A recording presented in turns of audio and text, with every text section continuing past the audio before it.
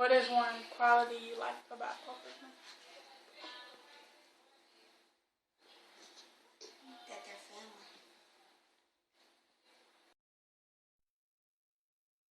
You can definitely see how love gives you years. When you're surrounded by love and you pour love out, God got His way of blessing you with, you know, years of happiness, and it's clear as day. Both Miss Wright and her sister, they're filled with love, great family.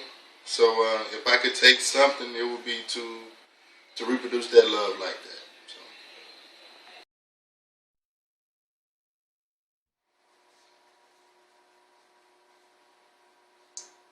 One thing I can take from both of them is to just be there for one another. There's times when Bernice is down and my grandmother, will call her up. And there's times when Louise was down and Bernice would call her up. And it was not just when they was down, but it was like an everyday call. Just to say hi, how are you, I love you.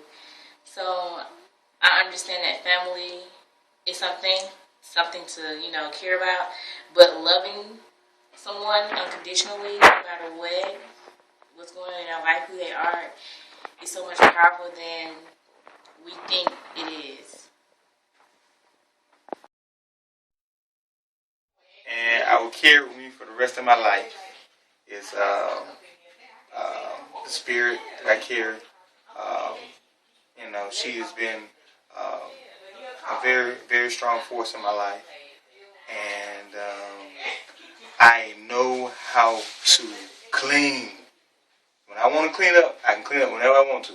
And one thing Grandma didn't play about, she kept the house clean, and so whenever I feel like I want something clean, I know how to get it clean, and I appreciate that. Bernice, I will always carry her love with me. She is always just calm.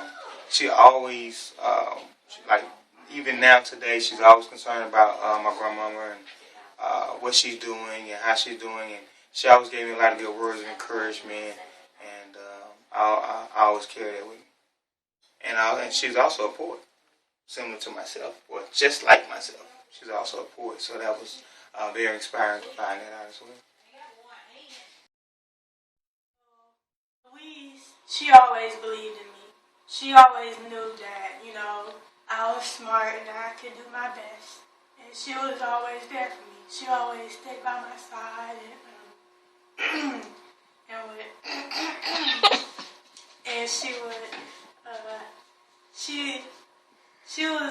she's a good role model to me. Cause it's like whenever you do something wrong, she was always there to fix it. She was always there for you, no matter what. She looked and she cared about you. She loved you. I love you, Grandma. One thing I can take for them is a true example of how to be a strong woman, how to be independent, how to handle your business. Because these two women are two remarkable, strong black women that just take care of business and do what needs to be done as far as their family, their personal life, and just far as their spirituality. That's what I would take. One thing I can take from both of them, and the good thing about this is that by them being identical twins, that they're almost really the same. So, like I said, they are just strong, confident women. So I have to, take that right there from them. And, even though they're like 4'11", when they speak, it's like they're 6'5". And, they just speak with so much confidence and assurance of themselves. So that I have noticed about them. And just use common sense. And you don't have to have a whole lot of book knowledge. Just use some common sense. And that'll get you pretty far in this world. So that's something that I will always remember about them and take from them. Okay, what I remember good about my mother and her twin sister growing up was they were a team. I remember my mother always being able to count on Bernice And I remember Bernice counting on my mom. You say, well, what did Bernice do for mom? It's a million things. She done a lot of beautiful things for us, such as, anytime she calls, she'll come by. She always had an open door for us to speak to her. Christmas, she always gave us, everybody, something for Christmas. I remember one Christmas, she gave me this black gown. I must have been about 13 years old when Bernice gave me this black gown. And this black gown, I kept this black gown until I got married. I don't know what happened after I got married. I don't know who destroyed it. But it might have been just raggedy. I don't know. But I love that black gown. And I kept it for many, many years because it was just special to me because she never forgot us at Christmas. For my mom, she was a hard worker. What I really learned from her was a lot of coping skills, how to cope with crisis. Well, believe it or not, she's an expert. If something is really wrong, she take care of it first. She might panic or cry later, but she'll take care of it immediately. And I think most of us learned that from her.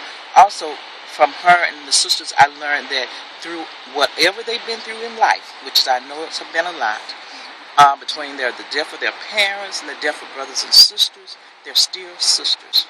I've seen them not agree. I've seen them agree. But they're still sisters. Bernice still called. Louise still called. There's a deep sisterhood and love that's in their life, and I don't know if that bond is from childhood or is it bond from twins, or they're just who they are.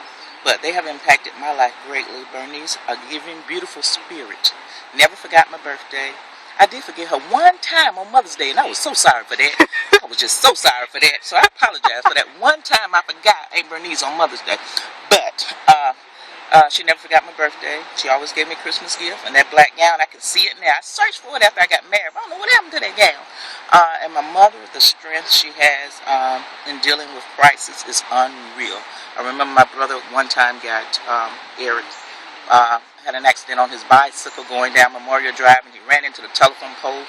It knocked him clear out. I was there when he fell. I told someone to run home and tell my mom. My mom ran up there to Memorial Drive.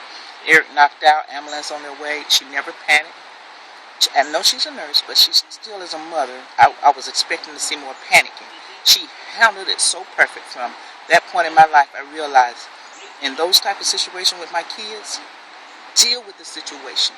Panic later. Don't go screaming and hollering at the children. Deal with it right then later we'll talk about it. So anyway, I learned a lot. I loved them. I know that they were born in Griffin, Georgia. I know that about age 4, 5, 6, somewhere it's a small age, they came to Forest Park with their parents, and they grew up in Forest Park, and they were called the Goodson twins, and they still are the Goodson's twins. Thank you very much.